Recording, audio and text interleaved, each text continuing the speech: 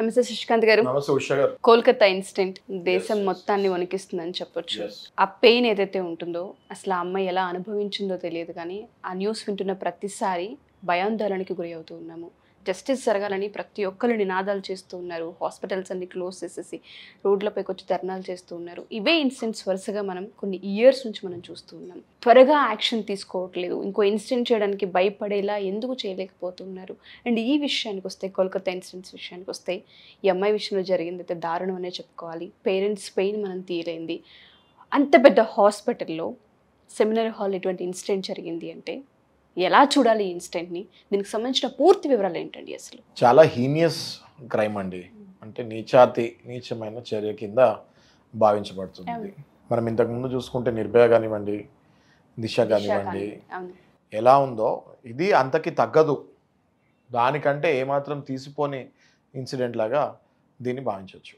మనం దిశ చూస్తే హైదరాబాద్లో ఎన్కౌంటర్ కూడా చేస్తాం జరిగింది వాళ్ళని. ఇంతకుముందు యాసిడ్ దాడిలో వరంగల్లో కూడా ఎన్కౌంటర్ సజ్జనార్ గారి అండర్లోనే అప్పుడు కూడా ఎన్కౌంటర్ చేస్తుంది. ఇమీడియట్ యాక్షన్ తీసుకుంటాం జరిగింది. అవన్నీ అయిన తర్వాత ఇప్పుడు తెలంగాణలో చూసుకుంటే మనము కొంచెం భయం అన్నది ఏర్పడింది. ఢిల్లీలో అప్పట్లో అది జరిగిన దానికి చాలా టైం పట్టింది. చాలా టైం పట్టిన తర్వాత అది కూడా hang to be until death అన్నట్టు అది కూడా వచ్చింది. బట్ మనము ఆల్ ఓవర్ ఇండియా చూసుకుంటే ఒక స్టేట్ కాకపోతే ఇంకో స్టేట్ కాకపోతే ఇంకో స్టేట్లో మళ్ళీ రిపీట్ అవుతున్నాయి. అయితే తెలంగాణలో ఎప్పుడైతే అప్పుడు జరిగిందో ఎన్కౌంటర్ అయింది, ఒకసారి వరంగల్లో మళ్ళీ ఎన్కౌంటర్ అయింది, మళ్ళీ ఢిల్లీలో హ్యాంగ్ చేశారు, అదంతా బాగానే ఉంది. దాని తర్వాత ఆ పర్టికులర్ స్టేట్స్లో కొంచెం భయం క్రియేట్ అయింది. But what about other states? ఇవాళ తీసుకుంటే 29 స్టేట్స్ ఉన్నాయి మన భారతదేశంలో. అంటే ఇంకా 27 ఆర్ ఇంకో 26 స్టేట్స్కి స్టేట్కి ఇట్లాంటి ఇన్సిడెంట్ అయ్యి అట్లాంటి పనిష్మెంట్ వేసే వరకు మరి మనుషులు మారరా? మనది భారతదేశం అన్నది యునైటెడ్ స్టేట్స్ ఆఫ్ అమెరికా ఎట్లనో మన భారతదేశం అనేది కూడా యునైటెడ్ స్టేట్స్. అంటే అన్ని స్టేట్స్ కలుపుకుంటే భారతదేశం. మన తెలుగులో వచ్చిన వార్తలు తమిళ్లో చూడకపోవచ్చు. మనకు తమిళ్ వచ్చా రాదు కదా. తమిళ్లో వచ్చిన వార్తలు మనం తెలుగులో పెద్దగా చూడకపోవచ్చు. వచ్చిన 2-3 రోజులు వస్తుంది వార్తలు, కానీ 3-4 రోజులు రాదు. అది భారతదేశం మొత్తం వెళ్ళాలి. ఇప్పుడు మనం ఈ ఇన్సిడెంట్కి వద్దామండి ఉషా గారు. ఈ ఇన్సిడెంట్ ఆ హాస్పిటల్లో ఆ అమ్మాయి 31 years old. ఓకే, ఈ కోర్స్లో సెకండ్ ఇయర్లో ఉంది మా పీజీలో. ఓకే, ఆల్మోస్ట్ ఇంకొక 6 months 1 year she would have completed and come out and హ్యాపీగా ప్రాక్టీస్ చేసేదమ్మా.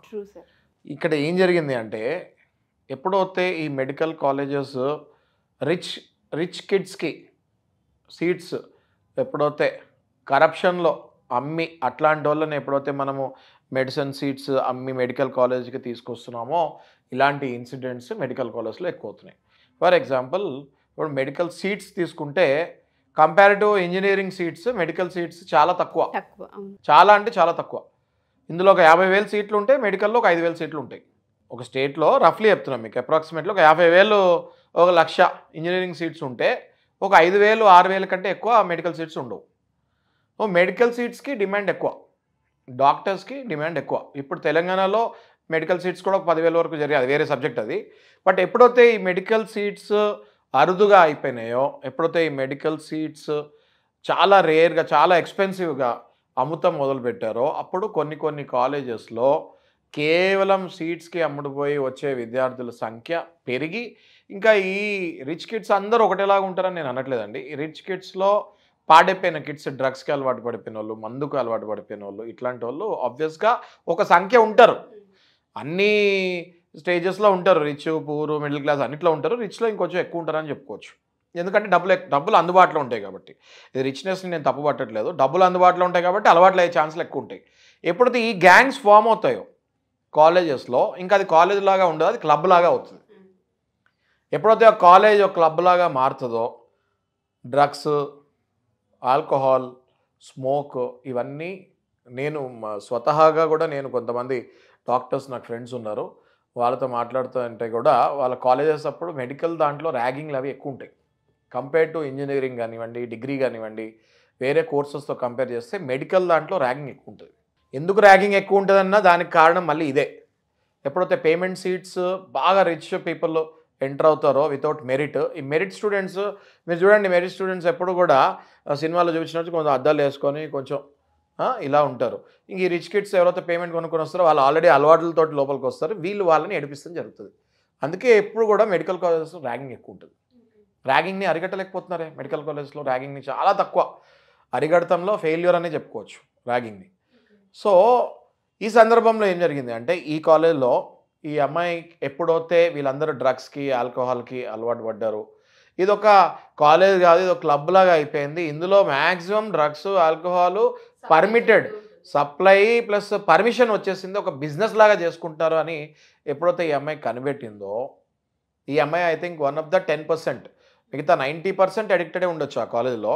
ఎప్పుడైతే ఈ అమ్మాయి కనిపెట్టి, ఇంకోటండి ఈ కాలేజ్ ప్రిన్సిపల్కే పెద్ద క్రిమినల్ హిస్టరీ ఉంది కరప్షన్లో. ఈ కాలేజ్ ప్రిన్సిపల్ ఎవరైతే ఉన్నారో ఆయనకే పెద్ద క్రిమినల్ హిస్టరీ ఉంది. ఓకే, అండ్ అందులో మ్యాక్సిమం సీట్లు అమ్ముడుపోయిన సీట్లే అని తెలుస్తుంది. ఎప్పుడైతే ఈ అమ్మాయికి ఈ కాలేజ్లో ఇలాంటివి జరుగుతున్నాయి అని తెలిసిందో ఆ అమ్మాయి బయట పెట్టాలి అని డిసైడ్ అయింది. ఎప్పుడైతే ఈ మాఫియాని బ్రేక్ చేసి బయట పెట్టాలి అని డిసైడ్ అయ్యారో, అది ఓన్లీ ఆ కాలేజ్కే కాదు, ఆ కాలేజ్కి సప్లై చేసే ఇంటర్నేషనల్ మాఫియాకు కూడా థ్రెట్ ఉంటుంది అని గ్రహించి ఈ యాజమాన్యమే ఈ మర్డర్కి పాల్పడిందని నేను భావిస్తున్నాను. ఎందుకు అంటే ఒక్కసారి ఈ అమ్మాయి కనుక ఈ ర్యాకెట్ని ఎక్స్పోజ్ చేసింది అంటే ప్రపంచం మొత్తం తెలుస్తుంది, కాలేజ్ క్లోజ్ అయిపోతుంది. కాలేజ్ క్లోజ్ అవుతామే, లైసెన్స్ రద్దు అవుతామే కాకుండా దీని రూట్స్కి కూడా వెళ్తారు. దీని రూట్స్కి వెళ్ళినప్పుడు ఎవరైతే సప్లై డ్రగ్ పెడ్లర్స్ ఎవరైతే ఉన్నారో వాళ్ళు బయటకు వస్తారు. వాళ్ళు బయటకు వచ్చినప్పుడు అది ఎక్కడి నుంచి వస్తున్నాయో బయటకు మొత్తం డొంక కదులుతుంది. డొంక తీగలాగితే, కరెక్ట్ చెప్పారు మీరు, తీగలాగితే డొంక కదిలినట్టు అవుతుంది. కాబట్టి ఈ అమ్మాయిని హతమార్చాలి అని డిసైడ్ అయ్యారు. ఒక ప్లాన్ ప్రకారం 36 hours ఈ అమ్మాయికి కంటిన్యూ షిఫ్ట్లో పెట్టి 36 hours ఈ అమ్మాయి అలసిపోయేటట్టు, అది కూడా ప్లాన్ అండి, ఖచ్చితంగా ప్లాన్ అండి. 36 hours షిఫ్ట్లో ఈ అమ్మాయినే, కేవలం ఈ అమ్మాయినే పెట్టి ఈ అమ్మాయి పక్కన ఉన్న ఫ్రెండ్స్, రెగ్యులర్ ఫ్రెండ్స్ వెళ్ళిపోయేటట్టు చేసి లాస్ట్ 36th hourకి కొత్త ఇంటర్న్స్ని ఈ అమ్మాయితో పాటు పెట్టి అందులో కూడా ఒక ఇంటర్న్తో ఈమె గొడవ పడేటట్టు ప్లాన్డ్గా చేసి వాళ్ళు అక్కడి నుంచి వెళ్ళిపోయేటట్టు చేసి ఈమెకు డౌట్ రాకుండా. మీకు అర్థమైంది కదా ఉషా గారు? ఇప్పుడు ఇక్కడ ఏంటి అంటే రెగ్యులర్ ఈ 24 hours 12 hours ఉంటే రెగ్యులర్గా బ్యాచ్ ఎవరైతే ఉంటారో బ్యాచ్మెంట్స్ ఉంటారు. ఎప్పుడైతే 36 hours ఈమె ఒక్కదానికే పెట్టారో ఒక ప్లాన్ ప్రకారము, ఆబ్వియస్గా 24 hours every 12 hours shift change అవుతున్నప్పుడు 36th hourకి ఈమెతో పాటు పనిచేసే ఇంటర్న్స్ ఈమెకు పరిచయం కూడా పెద్దగా ఉండదు. సో అందులో ఒక ఇంటర్న్ తోటి ఈమెకి గొడవ పెట్టించి, ఇంకా వీళ్ళెవరో నాకు పెద్ద పరిచయం కూడా లేదు, గొడవ పడ్డారు కాబట్టి వెళ్ళిపోయారు అనుకునే భ్రమలో ఆ అమ్మాయి అక్కడ ఆ నైట్ అక్కడే ఉండిపోతాం జరిగింది. August 8th నైట్ అక్కడే ఉండిపోతాం జరిగింది. ఎప్పుడైతే ఈ అమ్మాయి అక్కడే వీళ్ళ ప్లాన్ ప్రకారం అక్కడే ఉండిపోతాం జరిగిందో, August 9th తెల్లవారుజామున ఎర్లీ అవర్స్లో సంజయ్ రాయ్ అనుకుంటా, ఓకే, ఫుటేజ్లో కనిపించాడు, సీసీ ఫుటేజ్లో కనిపించాడు. ఈ సంజయ్ రాయ్ అనేటోడు లోపలికి వచ్చాడు. ఆ ఫుటేజ్లో వెరీ క్లియర్గా తెలుస్తుంది. ఆ ఫుటేజ్లో బ్లూటూత్ మెడకి వేసుకొని ఉన్నాడు, వచ్చేటప్పుడు బ్లూటూత్ కూడా లేదు. Okay, that is one circumstantial evidence. Okay, ఆ సంజయ్ రాయ్ అనేటోడు వాడు volunteer, is an appointed volunteer over there. కానీ వాడు ఒక పోలీస్ లాగా చెప్పుకొని తిరుగుతూ ఉన్నాడు. వాడు ఒక హాస్పిటల్లో ఒక వాలంటీర్.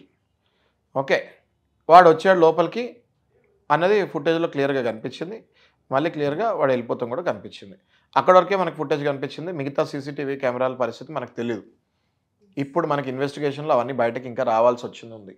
అయితే పోస్ట్ మార్టం రిపోర్ట్ మాత్రం ఘోరంగా. అదే సార్, అసలు అది మాట్లాడుతుంటేనే ఇవాళ రేపు ఆడపిల్ల బయటికి రావాలన్నా, ఒక టైం దాటి వర్క్ చేయాలన్నా పానిక్ సిచ్యుయేషన్స్ క్రియేట్ అయ్యాయి. ఈ సిచ్యుయేషన్ చాలా క్లియర్. ఆ అమ్మాయి లిప్స్ దగ్గర నుంచి, చెస్ట్ దగ్గర నుంచి, ప్రైవేట్ పార్ట్స్ నుంచి మనం చూసుకుంటే ఆ బ్లీడ్ అవ్వడం కావచ్చు, ఆ ఫోటో చూసినా నిద్ర పట్టని సిచ్యుయేషన్ చూస్తున్నారు. అంత క్రూరంగా ఒక మనిషిని ఇబ్బంది పెట్టి అక్కడ మనం చూస్తున్నాం. స్పర్మ్ కౌంట్ కూడా లెక్క పడితే 150 grams అనేది తేలింది అమ్మాయి బాడీలో ఉన్నట్టు, అది కూడా మనం వింటున్నాం. కొంతమంది గ్యాంగ్ రేప్ అంటున్నారు, రకరకాల కథనాలు అయితే వింటున్నాం. ఎండ్ ఆఫ్ ద డే మనిషిని కోల్పోయింది, మనిషికి రేప్ అటెంప్ట్ అయితే జరిగింది. ఇవన్నీ మనం చూసాం. యాక్షన్ వైజ్గా మనం చూస్తే, లీగల్ వైజ్గా కావచ్చు, పోలీసుల రీత్యా కావచ్చు, మనం చూస్తే ఎందుకు ఇంకా లేట్ అవుతుంది అంటారు? దీనికి తగ్గట్టుగా ఒక పనిష్మెంట్ కావచ్చు, ప్రపంచమంతా ఏదైతే డిమాండ్ చేస్తుందో జస్టిస్ కావచ్చు, ఎందుకు ఇంకా డిలే అవుతుంది? అన్ఫార్చునేట్లీ ఉషా గారు, భారతదేశంలో మన కాన్స్టిట్యూషన్లో చట్టాలు చాలా స్ట్రాంగ్గా ఉన్నాయి. ఇప్పుడు కొత్తగా BNS, భారతీయ న్యాయ సన్నిహిత అని కొత్తగా బిఎన్ఎస్ వచ్చింది. ఇందులో రేప్ కేసుకి సెక్షన్ 64 కింద up to life imprisonment, hanging ఖచ్చితంగా పడే అవకాశం ఉంది.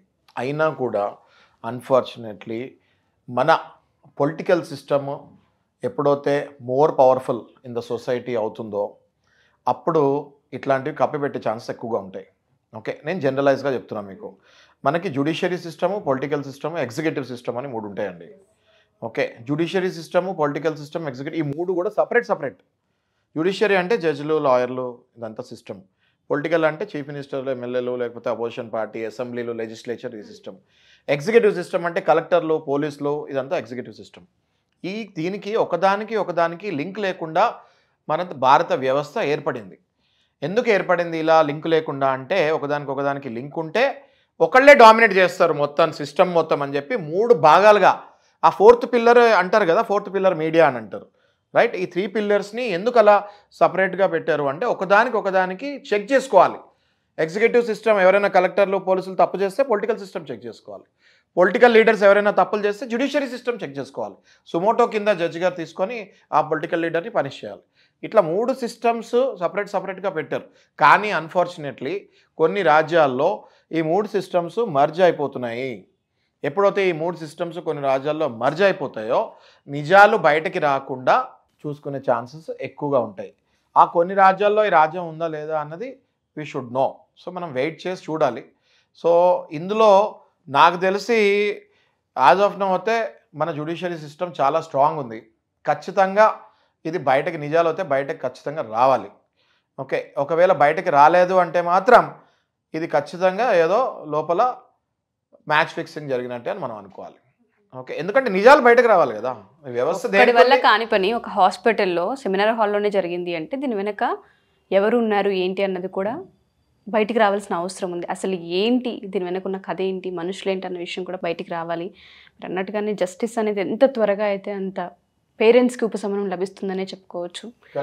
అతి కిరాతకమైన చావు, అమ్మాయి పోస్ట్ మార్టం రిపోర్ట్స్ మనం చూసిన, అమ్మాయి గాయాలు చూసిన, అమ్మాయి పిక్చర్ మనం చూసిన. విచిత్రం ఏంటంటే ఈయన ఒప్పుకున్నాడు, అందులో నిజంగా తప్పు చేసుకున్నాడు, ఒప్పుకున్నాడు అంటే అందులో నిజమెంత అన్నది డౌట్ ఎవరికైనా వస్తుందో రాదు. ఓకే, ఎవరైనా ఒక దొంగ వచ్చి నేను దొంగ అని ఒప్పుకున్నాడంటే వాడు దొంగ అవ్వడు అన్నదే 90% కరెక్ట్. ఎవరైనా దొంగతనం చేసి పారిపోవాలని చూస్తాడా, లేకపోతే అసలు ఎవరు పిలవకుండానే వచ్చి సరెండర్ అవుతాడా? అవ్వడు కదా. సో దొంగ పారిపోవాలనే చూస్తాడు. ఆర్ ఒకవేళ ఆ దొంగ సరెండర్ అయ్యాడు అంటే అసలు దొంగ తప్పించుకొని ఇంకోటి ఆ ప్లేస్లో పెట్టారు అన్నది అర్థమవుతుంది. కాబట్టి మన వ్యవస్థ ఎలా ఉంటుంది అంటే, ఎవరైనా వచ్చి నేనే చేశాను తప్పు అంటే అంత ఈజీగా ఒప్పేసుకోరు. మనం తీసుకుంటే ఇంతకుముందు సల్మాన్ ఖాన్ కేసే తీసుకుంటే అందులో గుద్దింది డ్రైవరా సల్మాన్ ఖానా అన్నది అది చాలా లాంగ్ లాస్టింగ్ కేసు. అది జడ్జ్మెంట్, అది ల్యాండ్ మార్క్ జడ్జ్మెంట్స్ ఉన్నాయి కొన్ని. ఓకే, అది డ్రైవరా సల్మాన్ ఖానా అన్నది చాలా నడిచింది. సో బినామీలు ఏం చేస్తారు అంటే తీసేసుకుంటారు, మా పేరు మీదకి తీసేసుకొని ఇదిగో మీకు ₹1 కోటి ఇస్తాం, మీకు 50 లక్షలు ఇస్తాం, ఈ తప్పు మీ మీద వేసుకోండి అంటే ఆడి జీవితకాలం ఆ డబ్బులు సంపాదించలేడు. కాబట్టి ఈడు జైలుకి వెళ్ళి ఒక 6 నెలల్లో లేకపోతే 6 ఏళ్ళలో తర్వాత ఈడు వచ్చేస్తాడు.